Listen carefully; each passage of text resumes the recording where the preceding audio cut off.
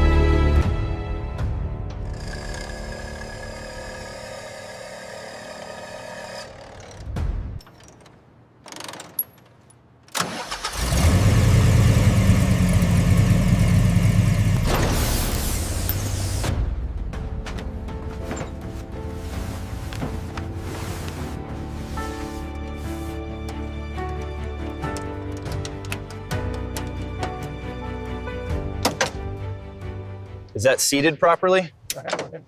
Looks good. I'll start tightening the bolts. Hold it right there.